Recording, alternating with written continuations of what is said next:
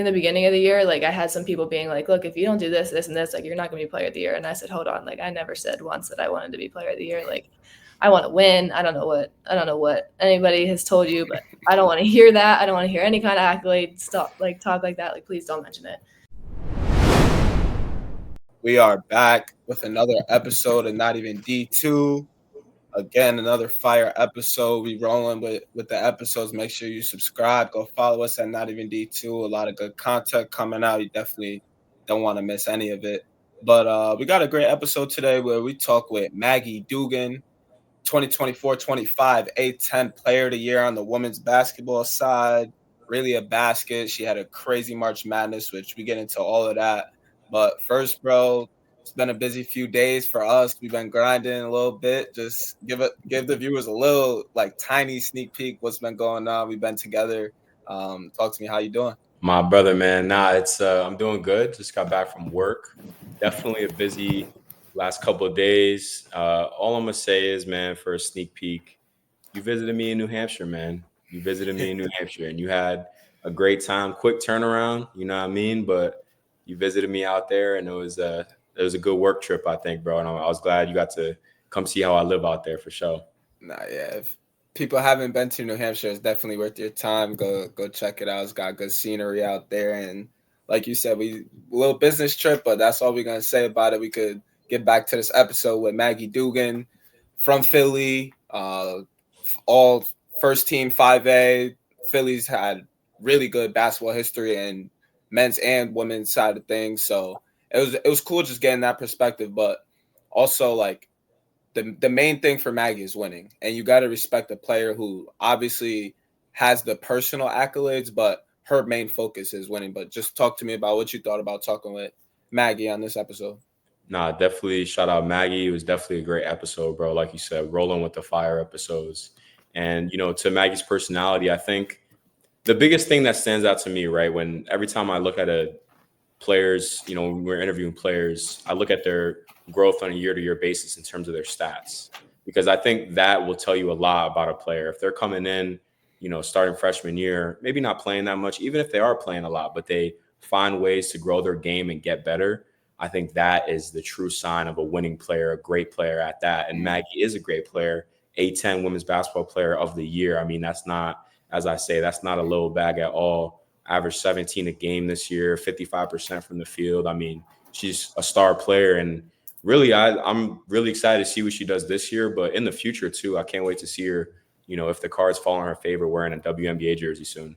Nah, facts. You mentioned she shot 55% from the floor. I'm pretty sure she shot over 40 from three, too. So she's one of the most efficient players in the country. She could do a little bit of everything, playing 4 or 5 position, one of the smartest players in the country.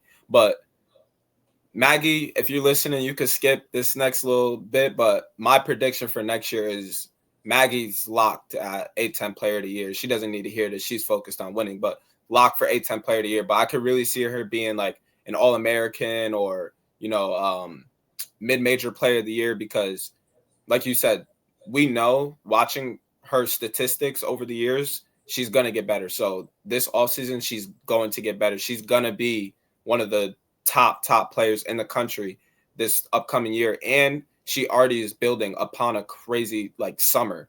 The Team USA stuff that we talked about, like you said, that's not a little bag. Like you're a mid-major player, probably the only mid-major player that's invited to Team USA, and you're battling, competing, you're seeing what you got to work on. And then Richmond's also a really good program. Like Coach Roussell's got them rolling in the A10 right now, so they're like a lot of attention is on them right now, as it should. But I can see Maggie taking another level. Like she's number 12 WNBA draft prospect going into next year via the Athletic, but I could see her jumping into top 10 maybe. And like you said, I'm excited to see the future. And I'm not just chatting. The game's not on right now, but I'm actually watching WNBA right now. So this is not just a crazy estimate. I'm a fan of the game for sure. But keep going. Nah, definitely a fan of the game. I know that from talking to you, bro. You taught me so much about WNBA, and I'm truly grateful for it. And I think you make up some great points.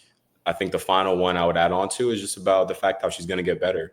She was with Team USA this past year, and that's you know, she talked about it in the episode, bro, and she feels like it helped her game out a lot to see where she's, you know, stacked up against all those elite players. And, you know, like you said, she's going to come in and have a great year and boost her draft stock even more. Yeah, facts. It was a really good conversation with Maggie. You definitely stay tuned for this episode, but make sure you subscribe. We got a lot of good ones coming out. Recording tomorrow with a big-time coach, so you're definitely going to want to stay tuned, and let's hear from Maggie Doogan.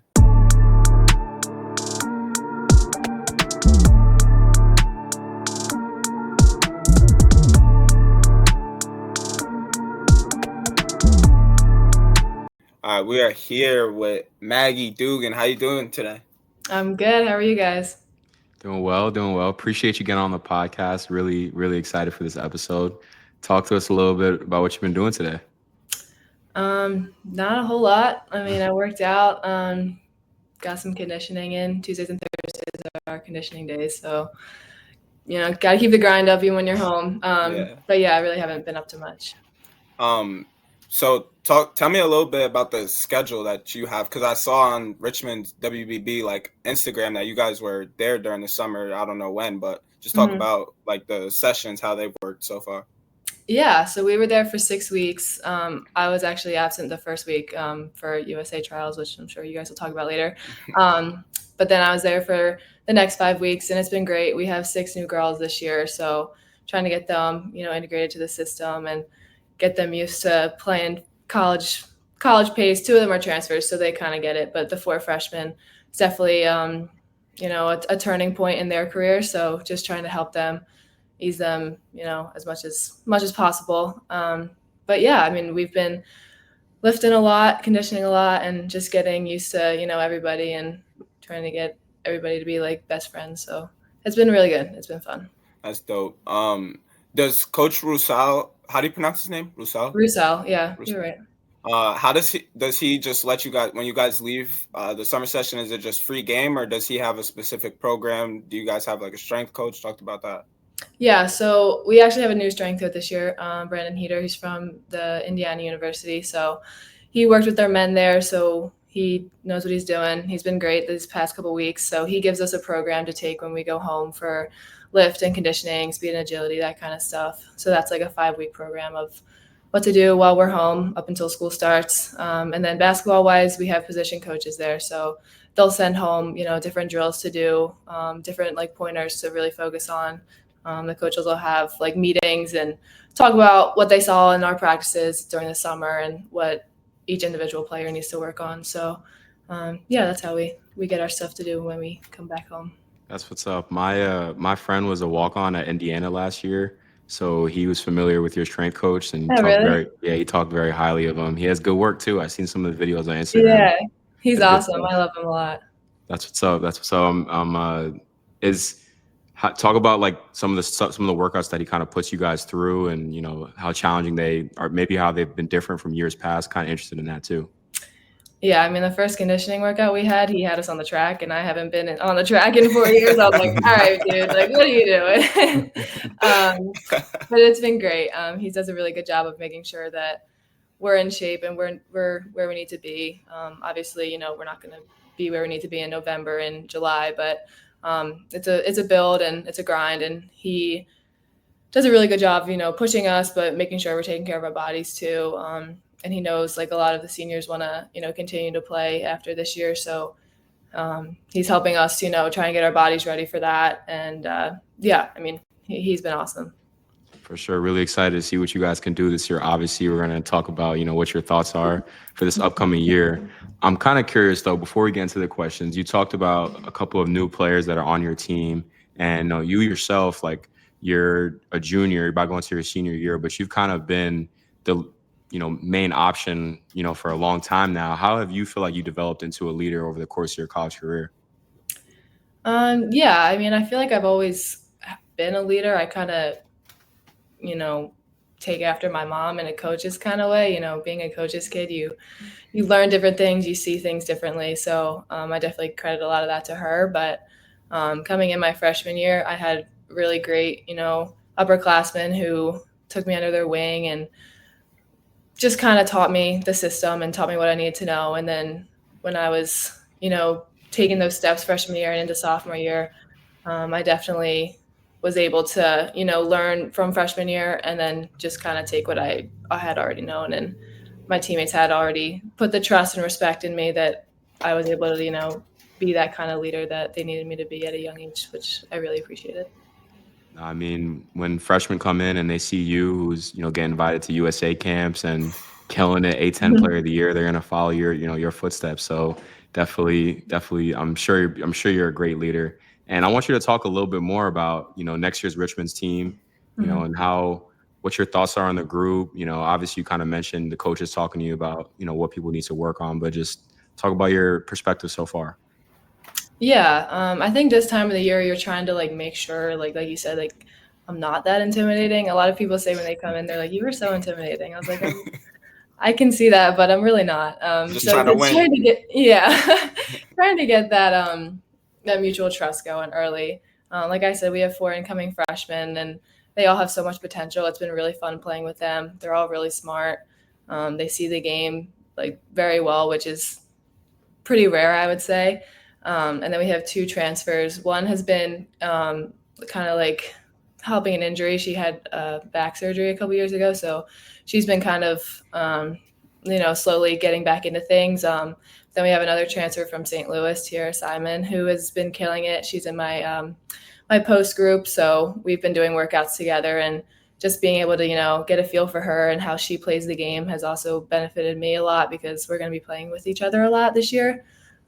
So I think we're going to be a little young going back to our team next year. I think we're going to be young. We have 3 sophomores and 4 freshmen, so that's pretty much half the team of people who only have one. Yeah, exactly. So it's going to be new because the past couple of years we have had a lot of experience on the floor. So only returning 3 starters next year it's going to be different. But I have a lot of hope for everybody coming back and all the freshmen. I really think that they can make an impact, and people are going to start to keep their eyes on the new people. So it's gonna be exciting. Yeah, I mean, automatically with Maggie Doogan at the front of the team, people are going to be following Richmond. So as long as you keep your not foot on their neck, but keep that strict leadership style, they're definitely going to buy into follow under your path for sure. But I want to talk about these team trials with Team USA. So it was a team trial. So 25 of the best college players, something like that, maybe 20? 21, I think it was. So 21 basically trying out for the actual team, but still crazy experience. I was looking at the roster of the team or the girls that were there, and the best players, Flaw J, Audie Crooks, Madison Booker, Hannah Hidalgo. So I can keep going too. So just talk about what the schedule was like out there, what you were doing, and some of the girls that you kind of connected with when you were out in Colorado. Yeah, it was definitely kind of nerve-wracking seeing the list. I played against a couple of them, whether it be in AAU or high school or college. So I definitely was familiar with a lot of them. But yeah, from a day-to-day thing, we had mostly it was 2-a-days, an hour and a half kind of practice. Can I interrupt real quick? Yeah. Who were the coaches too that were there? Forgive me, I'm really not good with names, but Carol Lawson was our head coach. And then we had the 2 assistants were the head coach from Oklahoma and the head coach from Old Dominion. Okay. And then we had 2 floor coaches, they're called, which are just people there to help evaluate for tryouts. And that was the head coach of Creighton and the head coach at Michigan State. Okay. Great elite company. Yes, for sure. I definitely learned a lot from all of them. Carol Lawson, especially, I played against Duke. I didn't play my freshman year, but we played twice sophomore year. So they got you guys out too. They did, yeah. But yeah, I just look up to her a lot. She was really good, just to be able to learn from. But the practices were really good. We played a lot. It was a lot of up and down. They put a lot of offense in, which was good for me because a lot of the offense that they were running was stuff that we ran at Richmond. So I was able to pick up on that kind of stuff pretty easily. But yeah, I mean, playing against Joyce Edwards and Audie Crooks and Reagan Beers, they're no joke. They're big girls, and they're all Americans for a reason.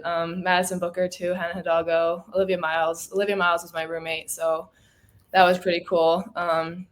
But yeah, I mean, they were all really great. And I mean, they didn't all know who I was because, you know, coming from Little Richmond, nobody really knows who I am. But it was really cool. They took me under their wing and they kind of, you know, helped me out when I needed it. And yeah, I definitely learned a lot, and it was a really cool experience. Very grateful for that. I feel like all great players, you know, rise to the occasion. And I'm kind of wondering, like, you know, you're playing against all these top players. Like, do you feel like you stepped your game up a little bit? Like, I'm in this company, like I'm here now. You know what I mean? Yeah. I mean, I think, I don't know how to word this. Like, when they were all like playing with each other, like you could tell like they all had played at like big games before, and like they're like Hannah Doggo plays against like Duke and All the Georgia Tech, time. and like that's their conference. So for me, I was a little nervous going into it. I'm not gonna lie, just because, you know, I'm not playing, you know, those big teams all the time. But when I do, you know, obviously you take advantage of it, and I try to take advantage of everything that I was given there. And yeah, I mean, I felt like I belonged, or I deserved to be there, and you know, yeah, I was really grateful for it. Yeah, I saw that your coach was a court coach for Mhm. the U19. So did he get to watch at all, or? He did, yeah. He missed the first day, but the second day he was there, and he got to watch all my practices, and, you know, hearing like words from him and him just encouraging me and telling me that I was doing great, even when I was like, you know, kind of down on myself, like, oh, these girls are scoring on me. He's like, you're doing everything that you need to do. So Yeah, just having him in my ear was really helpful too. no, it's definitely cool. Like just his presence probably made you feel a little bit at ease. Like Exactly. I play in front of him every day, so now it's like practice. Right. But also, I'm kind of curious. Did you take anything away about your specific game that you feel like you learned, or you know you got to get better at for next chapter? Yeah, for sure. Obviously, like the strength component of it all, like they're all really strong. So I definitely know that I need to get stronger. I really like the way, you know, some of the point guards saw the floor, and even the guards, like the way they were throwing passes and like making reads. I thought like, oh yeah, like I could do that too. Like they all had pretty high IQs, and I would consider myself to have a pretty high IQ. So like seeing things from like different perspectives was definitely beneficial for me. But yeah, I mean, I think strength is definitely the most important thing. I think just trying to stay as versatile as possible too. I think in the W, like posts can post up, but then like the wings can also post up and they can drive, like just things like that. So yeah, the little things it definitely took away. Maggie, I think your answer kind of speaks to who you are, because like looking at your career stats, like you improve on a year-to-year basis. So right, it just, you know, looking at not knowing you before this interview, it's like, well, she's getting in the gym, she's getting better, she's trying to find ways to improve. So talk about, you know, that mindset of yours and how it's kind of led you to success. Yeah. I credit a lot of like my success to COVID, which is kind of weird because I feel like COVID had a big downfall on a lot of people. But I wasn't really good until COVID hit, if I'm being honest. Like, this is kind of a funny story. I was talking to my mom the other day, and we were talking about one of the girls that she coaches and how she needs to build her confidence. And I was like, oh, like at that age, like, was confidence ever an issue for me? And she was like, no, like you always thought you were good. You just weren't that good. I was like, oh. Nice.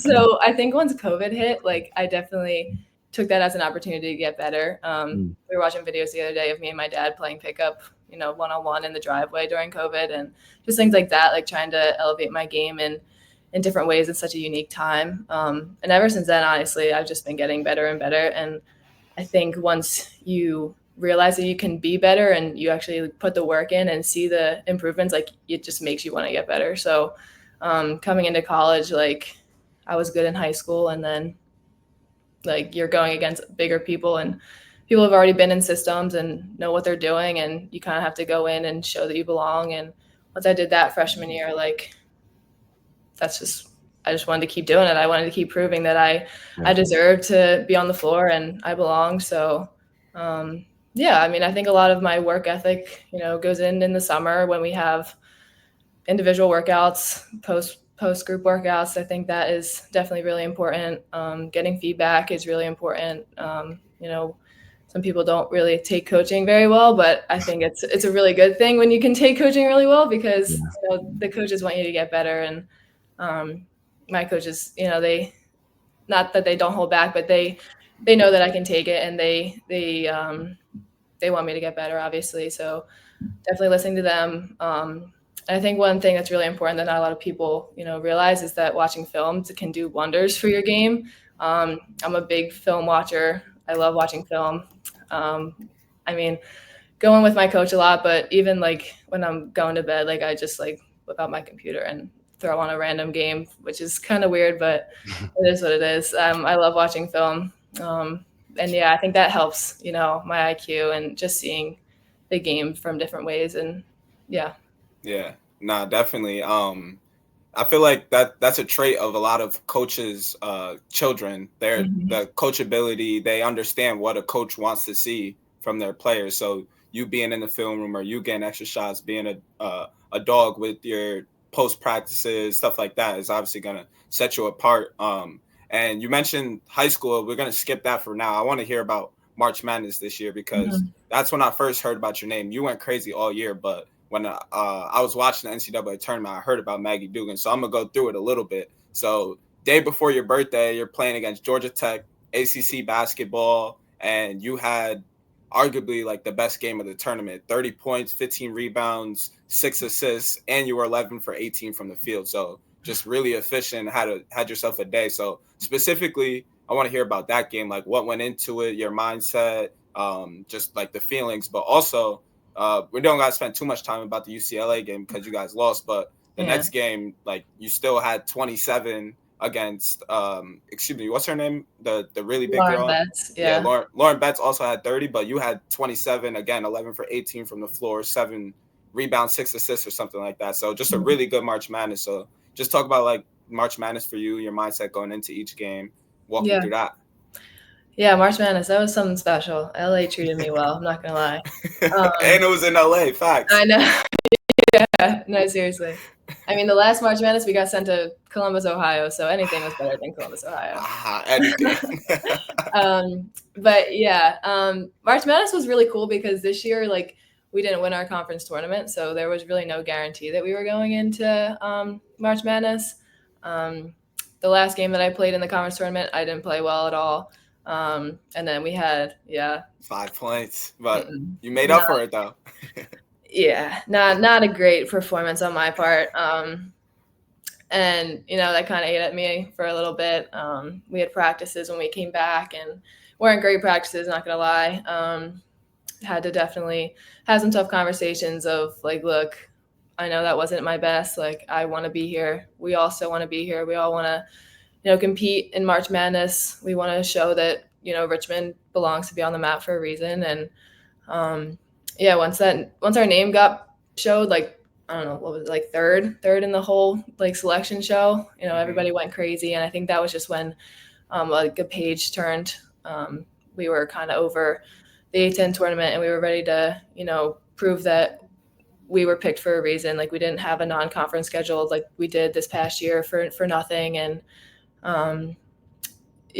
March Madness as a whole was just an unbelievable experience. I've never been to California. I've never really been past Chicago ever. So that was really cool, just to be able to see the West Coast and be able to practice at UCLA,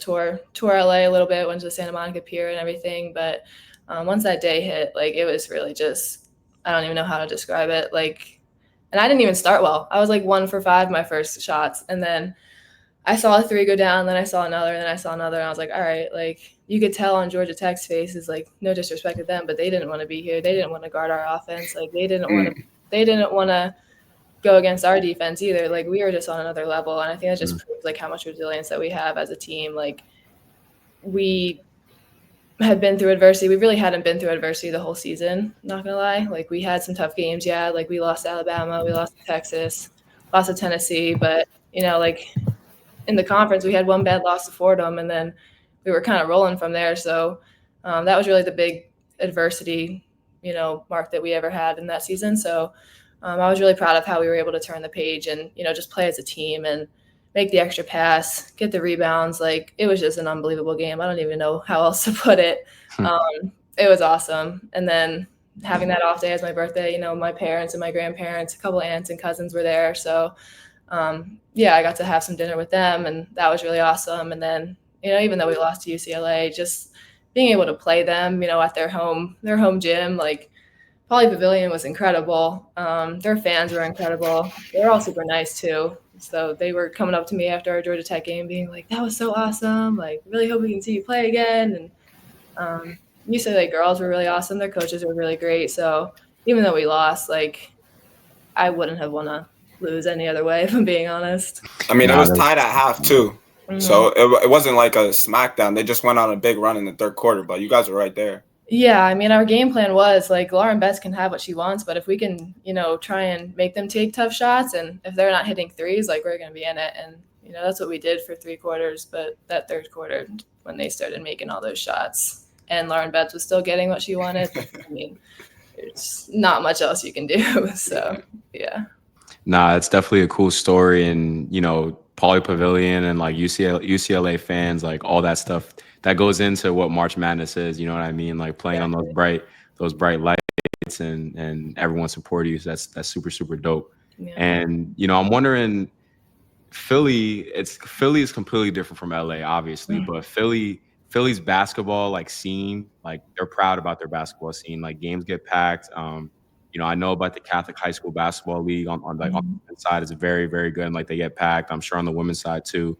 So I'm just wondering, talk about, growing up in the Philly area, passionate fans, I know how the Eagles fans get too. Yeah. Let's talk about all that stuff. Yeah. Philly sports fans, they're crazy. I would have given anything to go and be at the Eagles parade this year if we didn't have practice. Are you a Philly fan for like NBA, NFL? You're a Philly? Yeah, I mean, the Sixers are really struggling, I would say. But the Phillies and the Eagles, they're killing it. So I'm gonna be a Philly girl no matter what. But yeah, the Philly Catholic League is super special. My mom actually went to Cardinal O'Hara High School in Springfield. So the same high school my mom went to. So grew up going to their basketball camps, talking to their coaches. And then my mom was an assistant while I was in grade school. She took a little hiatus from college basketball, and then O'Hara reached out and they wanted her to come back and be a coach. So she decided to get back into coaching just as an assistant. And then my 8th grade year, the O'Hara coach stepped down from his position. He just retired. So she became the new head coach. And she asked me first, she was like, is it okay? Like, do you want me to be your coach? Whatever. I was like, yeah, it's going to be great. And yeah, it was great for the most part, honestly. But just the Philly Catholic League as a whole it's an unbelievable league. We get to play our championship in the Palestra, which is University of Pennsylvania, Penn, their home court. So much history there. I got to play and win a championship my senior year there. It was an unbelievable atmosphere. It was packed. The guys play after us, so that kind of helps pack the gym a little bit when you're cutting down the nets. But yeah, it was really cool. Really good experience. You're playing against D1 kids almost every night. We played the championship against, there was 2, Grace O'Neill, she's at Drexel, and Maggie Grant's at Villanova. But, played against some girls at Archbishop Wood. Ryan Allen, she went to Vanderbilt out of high school and then is now at Villanova. Another girl's at Quinnipiac, and 2 of my teammates are playing Division I basketball right now. So you're playing against top competition every night. And yeah, I mean, they pack the gyms. You have rivalries, like 2 of the schools are like 10 minutes from each other. So we have 2 really good rivalries there. And it's just an unbelievable experience. And I loved high school so much. I can't say enough good things about the Philly Catholic League, honestly. I know Hannah Hidalgo is like from the tri-state area. Did you ever play against her growing up? Oh, yes. So she played for Philly Triple Threat, I'm pretty sure. Okay. In like 5th and 6th grade, like we would always go at it AAU wise. And then we were in a tournament my senior year in New Jersey, and she was there, and she actually scored her 1,000 point against me in high school. Oh, word. Yeah. Who won the game? She did. She went crazy. I'm not gonna lie. She dropped like 30. It was unbelievable. She's different though. She's really good. Yeah. No facts. I was just gonna say, like, did you have any influence? I know KJ is about to ask you a question about recruitment coming out of high school, but did you have any inclination to like go to Villanova, Drexel, UPenn, like the Philly schools to stay close to home? Kind of interested in that. Yeah. So the two that were really recruiting me heavily was St. Joe's and LaSalle. LaSalle offered me in 8th grade. Like obviously when both your parents are alumni from LaSalle, like you kind of have to offer. But yeah, they were my first offer. St. Joe's came a little later, but they were 2 finalists in my my college decision. But ultimately, I decided to branch out of Philly. Yeah, I want to hear your recruitment story. One, I just like hearing recruitment stories, but also you talking about how like Philly basketball is good. The league you played in was super good. You're all around Division I player, so a lot of coaches are in the building for each game. But you're also 5A first team All State, so that's big time accomplishment. So just talk about like what recruitment looked like for you coming out of high school. Yeah, recruitment really didn't take off until my junior year. You know, like I said, I was still kind of growing into my body and figuring stuff out freshman and sophomore year. But I had LaSalle, I had a couple of Patriot League teams offer me. And then once junior year hit and COVID, recruitment was kind of difficult because they all had to like watch over the screen. You know, you had Be the Beast and all the AAU, you know, places, streaming games, whatever. So then when September 1st hit, when all the colleges coaches could reach out, you know, I got more. That's when Richmond offered. That's when St. Joe's offered. Had GW for a little bit until their coaches left. But yeah, it was mostly like A10 level recruitment until I actually got to the state championship my junior year. We beat Churchers Valley, and they had a Pitt commit. And the Pitt coaches were there, and they were like, why have we never seen this girl before? So that's when they started recruiting me, and I got an offer from Pitt. And then that AAU summer, I really should have just committed earlier. I didn't put a lot of more stress on me, but I got a couple more offers, got JMU, got Providence, like Rhode Island, or not Rhode Island, UMass wanted to talk to me a little bit. So it was pretty much down to Richmond, St. Joe's, LaSalle, Pitt, and Providence. LaSalle and St. Joe's both wanted an answer, and I knew I was ready to leave Philly, so I said no to them. But then coming down to those 3, I never really got up to Providence just because they couldn't have me on campus until August, and I was like, I'm not waiting that long. I'm sorry. I'm ready to make a decision. And then Pitt and Richmond, I mean, 2 completely different campuses, completely different schools, like education-wise. Big football school, little football school here. I don't want to be like disrespectful to Pitt in any way. I thought Richmond had a bigger upside. I thought I could play right away at Richmond. I didn't know how quickly I could play in the ACC. I really liked the staff at Pitt, really liked the team at Pitt. I didn't know if I wanted a big campus. I didn't know if I wanted to be in the city. But like going down to Richmond, I was on their campus a couple of times before I committed, and it was everything I wanted. Campus is gorgeous. I don't know if you guys have ever been to Richmond, but it is beautiful. I know I'm kind of biased, but it's really great. Education, high education. I really wanted a high education school, so that definitely played a factor. And like I said earlier, the coaches are great, the girls are great, and had a really good recruiting class coming in. So I was excited to join that, and yeah, it's worked out pretty well for me. Nah, super, because you guys are like definitely in a lot of topics right now, whether that's A10 contenders, obviously, but also nationally, like making another run in national tournament, stuff like that. But earlier off air, you said you kind of like believed in Coach Roussell's vision coming out of high school. So just talk about like what the conversations were like between you and him, but also if you could talk about being coached by him, because he's like one of the best coaches in the country now. And did you guys, I think he came in 2019. What year was your first year in college? I was 2022, 23. Okay. So he was there a couple years before me. Yeah, a couple years, but obviously not like established as much as he is now. So just talk about like seeing his growth as well. Yeah. So I came in, his first recruiting class were juniors when I first came in. So they were really the ones who bought into his vision for the program, because he was at nothing really when they came in. But yeah, when I came on my visit, he was showing me clips of film of the plays that they would run and where he could see me in the system. Just being able to bounce ideas off of him. Even now, like I'll go into his office when I don't have class and be like, all right, like what film are we watching today? Like, what are you doing? Even though he's probably got meetings or whatever. We've just kind of built that relationship early on. And one thing I really appreciated during my recruiting process was he didn't like try and force anything out of me. He didn't try and pressure me for an answer. He was like, we want you here.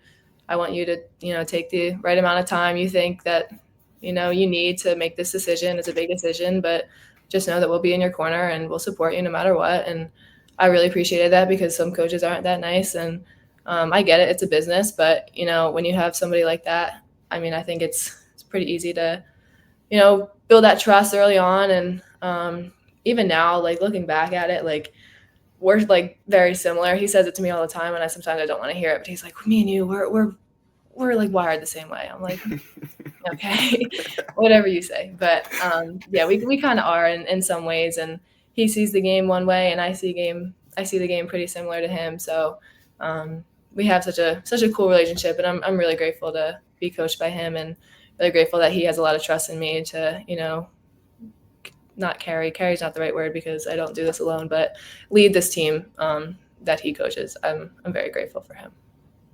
Now, when coaches can, get the trust of their best player, that's going to lead to a lot of great things. So definitely shout out to Coach, and definitely not surprising the success you guys have. But stay with us while we take a quick break. All right, we are back. Not Even D2 podcast, back with Maggie. So we were talking about it off air a little bit, but you dealt with an injury your freshman year. You broke your hand in December or Thanksgiving, right? Thanksgiving break. Yeah. So I want you to just walk the viewers through like that timeline and how it maybe negatively or positively affected your freshman year. Mm-hmm. Yeah.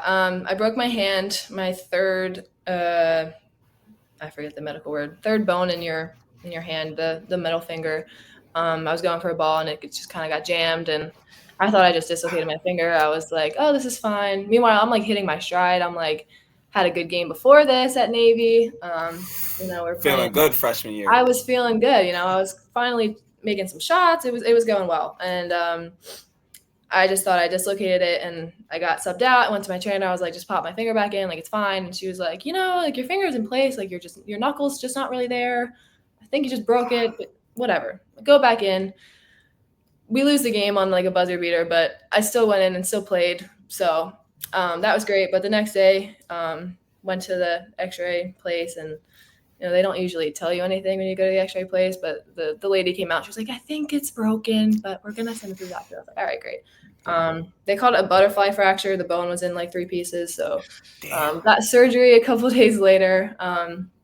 But, shout out to the team there. They didn't want to do the surgery right away, but my coach kind of was like, you're doing this before you guys go on vacation. So got the surgery done right away. I had to sit out all of December, which, the timeline is usually like 4 to 6 weeks of like recovery, but I was back to playing in 5. So shout out my trainer, Sarah, for getting me back on the court that quick. But that time off definitely allowed me to, watch and learn from the sidelines, which I never really had the opportunity to do in the past. I was still kind of learning the system. So being able to watch and observe and really study it from like a different angle, I think really helped me a lot. Because when I came back, I only played 2 more games and then I was in the starting lineup. So it's kind of a blessing in disguise because about that time, who knows what would have happened. But yeah, as much as it sucked and all the pain that kind of went into that, definitely grateful for the time that I had to learn and, kind of understand the system and, get back to playing. And I mean, I played pretty great the rest of my freshman year. So whatever they put in my hand definitely worked. Nah, like I always say this, injuries at the time, they feel like the worst thing in the world. Why does this happen to me? And then I don't want to say usually, but a lot of the times athletes find out that it's like a blessing in disguise. You come back either a better person or you get a different perspective on, like what the sport means to you, stuff, anything like that. You just come out of it with a better perspective. Yeah, I agree. And mine wasn't even that big. Like I had 2 teammates who had to go through ACL tears. So like I couldn't imagine all the stuff that they went through, but yeah, it can be a blessing in disguise for sure. Yeah. But I kind of want to talk about, you keep saying like the you got to study the system. I want to hear kind of what Coach Roussell's system kind of is on the offensive side, because I see you guys do like transition ball screens, high ball screens, stuff like that. So just talk about like his offense, if you could describe it to the viewers. Yeah. He said it's more of like the Princeton offense. Our men's team runs the Princeton offense. Chris Mooney actually went there. Our head coach, Chris Mooney, went to Princeton, so they run everything like real quick. Yeah. Do you know? I saw you follow Jonathan Beagle, but are you guys close at all? Yeah, I know Beagle. Yeah. Yeah, it's my guy. You know him? Oh, that's funny. Yeah, we're from like the same area. Oh, that's awesome. Yeah, Beagle's great. But anyways, yeah, the guys team, they run like an actual Princeton offense. We run a version of that. A lot of the stuff that we run is more 5 out. We try and get out and transition, try and punch the paint as much as we can. And a lot of the stuff that we run is based off of movement. So we thrive off of cuts, thrive off of ball screens, thrive off of flare screens. Weak side movement is huge for us. So yeah, just trying to get in the paint, find cutters. Cutters create wide open threes. So the 4 main shots that Coach really wants is layups, threes, offensive rebounds, and foul shots. So I think that kind of tests to what we do. But yeah, it's 100%. It's not as easy as it sounds. It definitely takes a while, but once you learn it, it's a lot of, not like free for all, but it's a lot of reads, and it's like a feel kind of offense, I would say. I mean, speaking of reads, you know, KJ and I had this question. I don't think we put it in the messages that we sent to you, but you know, about the film room, you know, we were watching some film on you, and like you get some tough buckets. I'm not gonna lie. Like obviously you shoot the 3, but on the ISO too, like you get to your bag and it's cool to see. So I want you to talk. Spin. That's the go-to. I love it. It's tough. So I'm just kind of curious, like walk the viewers through like your reads when you're in ISO. Like I'm kind of interested to hear that. Yeah, the spins, I will give credit to Addie Budnick. Addie Budnick, she was a 5th year this year, but she's the queen of spins. Threes and post moves, like I learned a lot of the spin moves from her, so credit to Addie. But yeah, I mean, I really don't know when. I don't know. Yeah, it's just natural. it just comes when whatever. Like I don't really get a lot of ice. Like I do get some ISOs, but like I feel like I'm pretty good at like seeing the double team. Knock on wood. But like seeing the double team and being able to like pass out of that or retreat out of that, I think is really cool that I can do and read that. I think also a big part, you mentioned like the offense naturally you're cutting, but one thing I did notice is you're really good at finding like the open spot, cutting, getting open on your own. So definitely can see how it's more than just like, you know, like you said, you might not be an ISO player, you can work in the ISO, but like you do the little things in basketball too. So I respect that. Exactly. Yeah. 100%. You could definitely see the effect in the game that you have. And, you know, I'm kind of interested. Obviously, you're, you know, first A-10 player of the year in Richmond history. So you had an effect on the whole conference this year. You was killing the whole year. So, you know, what did that honor feel like for you? And what was your reaction to just winning that award? Oh, man. Yeah. I didn't know that I was the first player to do that in Richmond history when I first found out. So just hearing that, honestly, is really cool. This school means like a lot to me, and being able to put my name in that kind of history book has been really cool. I think I've said this before in like a different interview, but like player of the year is definitely more of like a team award, I feel like, because I wouldn't be the player that I am without the people around me. I wouldn't be scoring as much as I am like without people finding me on cuts and like that kind of stuff. So I definitely attest a lot of my success to my teammates because of like the way that we just play. But finding out that it was actually a very, very cool story. In the beginning of the year, like I had some people being like, look, if you don't do this, this, and this, like you're not going to be player of the year. And I said, hold on. Like I never said once that I wanted to be player of the year. Like I want to win. I don't know what anybody has told you, but I don't want to hear that. I don't want to hear any kind of accolade stuff, like talk like that. Like, please don't mention it. So I kind of thought, I forgot about that. And then I had not one of my best practices, and coach pulled me aside and he was like, come on, like let's go for a walk. And so we walked, and he was like, I wanted to be like the first one to let you know. And like he didn't say anything else. Like I just kind of knew. Like he looked at me, and I started sobbing, and he started crying, and I was like, "Are you serious?" Like I didn't think I deserved that at all. It was a really cool moment. He wanted me to be able to talk to my mom and talk to my dad before news broke. So once I stopped crying, I called my parents, and I was able to tell them, and they were really proud of me. So it was just a really cool feeling, and my teammates were all super happy for me too. So that was definitely a moment I won't forget, for sure. Yeah, definitely special moments, special memories that you'll have forever. And it was a special year too. Like you mentioned, the one Fordham loss, but after that, you guys didn't lose a conference game, and A10's a competitive league, so that's really special. This is gonna be the last question before we get into rapid fire and starting five. So I saw, just like looking through your Instagram, my bad, I was being a bit of a stalker, but It's okay. you were like you were like the number 12th prospect in the WNBA draft for next year. So that's a crazy thing to carry into next season. Just talk about like what's next for Maggie. What is the focus for you moving forward? Yeah, when that article came out, I was definitely shocked. I did not think that at all. So that was really cool. Honestly, I want to keep playing as long as I can, body willing and everything. As long as I stay healthy, I don't really think I'm done yet.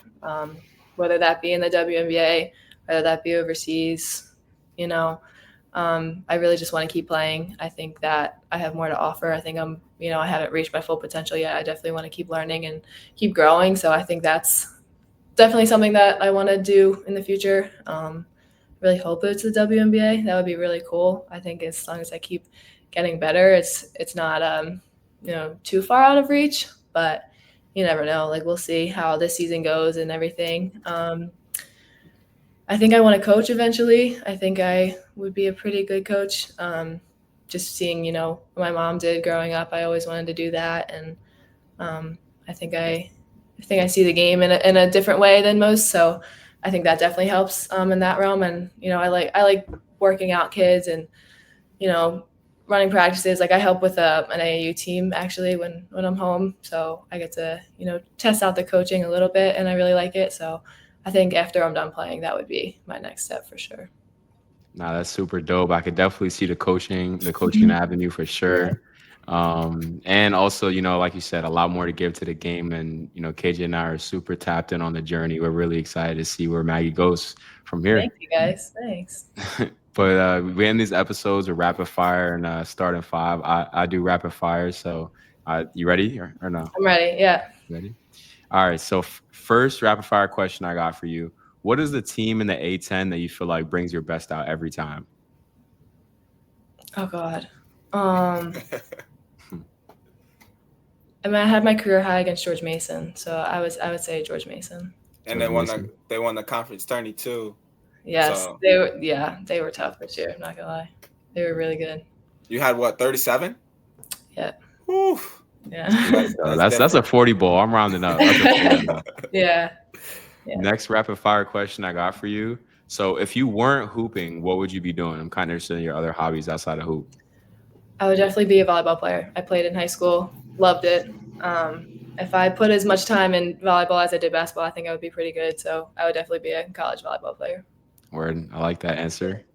And then last rapid fire question. So, you're a student athlete, all academic, all district. I'm kind of wondering for the student athletes out there listening to the pod, what are some tips for balancing books and buckets? Oh, man. Get ahead fall semester. I'm telling you, spring semester, when you're coming back from Christmas and you're in the middle of your season, at least for basketball, spring semester is really tough. Get ahead fall season or fall semester. Take more classes fall semester. You're more locked in. At least for me, I'm more locked in. I want to do better fall semester than spring semester, if I'm being honest. And then obviously manage your time. I think time management is something that I learned throughout college and has definitely been really, really beneficial for me. Get a planner. My academic advisor has been really great. I'm just checking in on me. So use the resources around you, and take the time to study. No, facts. Yeah. Great advice. Get ahead. Definitely. So we're going to end this episode with a starting five edition. So if you're a coach, assemble on a lineup, point guard through center, who's your lineup going to be? And this edition is going to be the best A10 players throughout your career. And before we heard that this had like some controversy in the Doogan household. So just tell me your lineup and where they played at. Okay. So I'm going to say this before. None of these people are playing at Richmond, because when I was thinking about this, like, all of my starting 5 would be my own teammates. And I don't think that's fair, because the A10 has a lot of talent. So my ideal top 5 would be just my Richmond teammates. Wait, also, you can put yourself in this lineup, but I don't know if you want to do that. Okay, yeah, I'm not going to do that. If my Richmond teammates, I'm in that lineup. It's fine. This lineup, I would do starting at point guard, Sarah Tubiasu from VCU. She was a bucket. She was so good. And then my 2 was Meg McConnell. She was at Duquesne. Got a deal with the Phoenix Suns this year, so she's been killing it. Mercury, come on. Oh my gosh, did I say Suns? Mercury. Sorry, I meant Mercury. Yeah, sorry, my bad. And then the 3 spot, I didn't know. I was between 2. I think I'm gonna go with Kennedy Harris. I'm pretty sure her name's Kennedy. Sorry if it's wrong. Harris. She's at George Mason. But her teammate Paula Suarez is also at George Mason. She had a really good year this year. She went off in the tournament, so I'm gonna go Harris. But Paula Suarez was a she was pretty good too. And then for the 4, I'm gonna go Sam Breen. She was at UMass my freshman year. I think she started at Penn State, honestly, but she was at UMass my freshman year. She was like a super senior. She's overseas now playing. She was really good. And then for the 5, I'm gonna have to go Laura Ziegler from St. Joe's, even though she hurt us in the tournament. She's been a competitor. Played against her freshman, sophomore, and junior year. She's off to Louisville this year, but she has just, she's always been a top competitor and just really good in our league. So I think that's my top 5. Nah, the A10 definitely has some hoopers, and I think it's growing still. Like the A10 is definitely on the rise. Real quick, I don't want to spend too much time on it, but you guys lost on a buzzer in the semis? We did, yes. So it's definitely circled on your calendar next time you see St. Joe's for sure. It is, yeah. But that's going to do it for another episode of Not Even D2. We definitely appreciate you getting on the pod. It's been a good conversation. And like I said, Ruta said, we're big fans of Maggie's career and Richmond basketball moving forward. Thank you, guys. This was fun. Thanks for tuning in to another episode of Not Even D2. Make sure you subscribe. Make sure you follow us on Instagram, Twitter.